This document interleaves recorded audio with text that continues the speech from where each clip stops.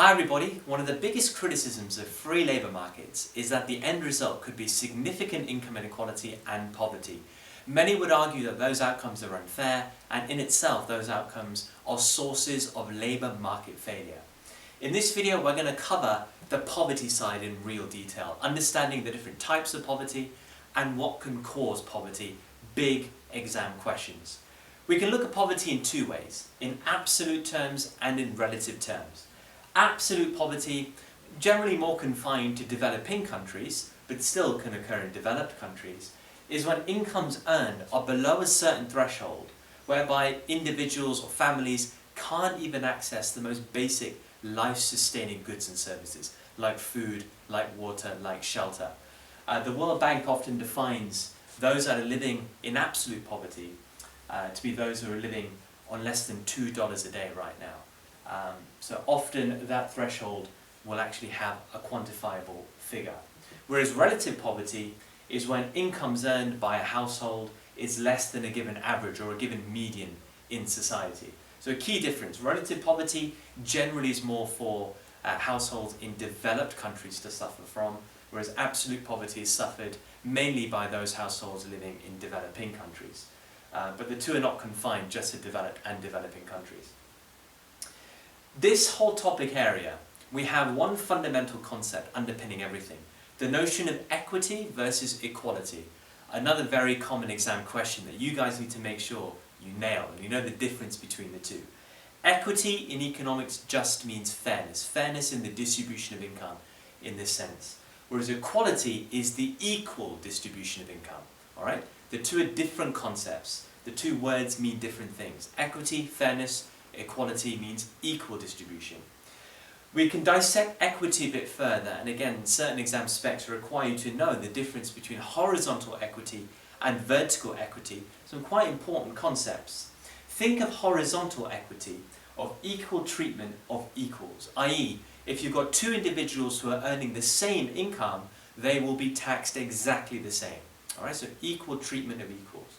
Whereas vertical equity, think of this as the higher income earners in society have to pay the highest tax rates, whereas those on lower incomes pay lower tax rates. That's vertical equity. So progressive tax systems, proportionate tax systems, tax the rich more than the poor. That is an example of vertical equity. Let's now move in to the different causes of poverty, having understood all of these very important key terms. One of the biggest causes of poverty is unemployment. In recession, through cyclical unemployment, and through a mismatch of skills, like structural unemployment. In a recession, when there is a lack of aggregate demand in the economy, lots of workers may lose their jobs and lose their incomes. Significant source of poverty right there. But also, if we take the UK economy for example, the UK has gone through significant restructuring of its economy since the 1970s. A movement away from heavy industry and manufacturing related industries towards more service sector industry and more service sector growth. In that sense, those who used to work in the manufacturing industries may not have the transferable skills to take these service sector jobs.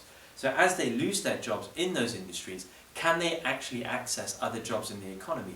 Maybe not, in which case they'll be unemployed, they lose their incomes, they maybe go into poverty.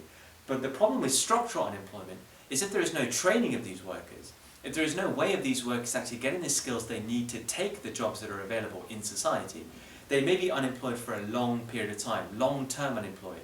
The hysteresis argument becomes strong here, and these guys remain trapped in poverty. So unemployment can be horrible, especially if it's long-term and structural in nature.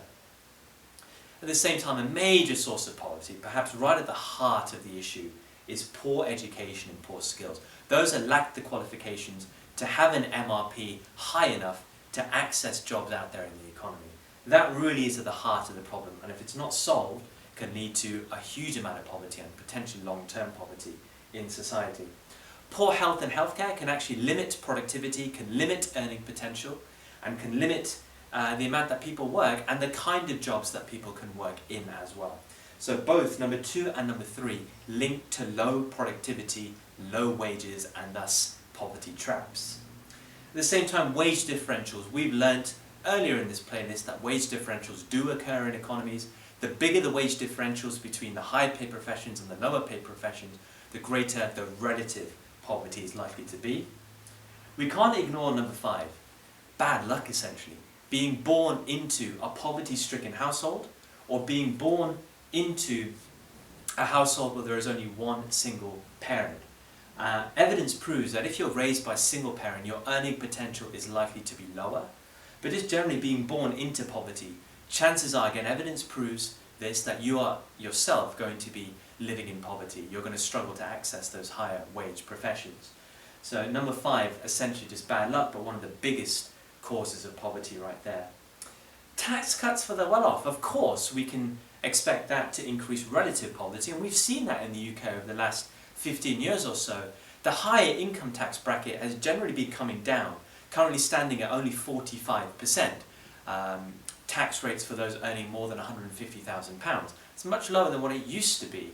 And all that means is those that are earning such high incomes get an automatic benefit. They get an automatic boost to their incomes. And that is just going to increase the divide between the rich and the poor and simply increase relative poverty in society.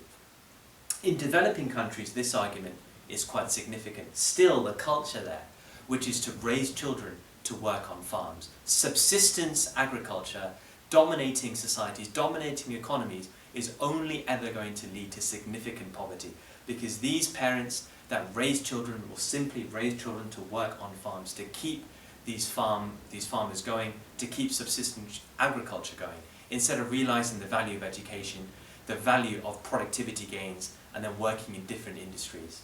So where economies still have a dominant agricultural-based industry, and especially subsistence agriculture-based industries, that could be a significant cause of poverty and a poverty trap. Hopefully now you understand this very, very important topic, some key terms at the top here, key notions of equity versus equality, but also substantial causes of poverty right there. Thank you so much for watching, guys. I'll see you all in the next video.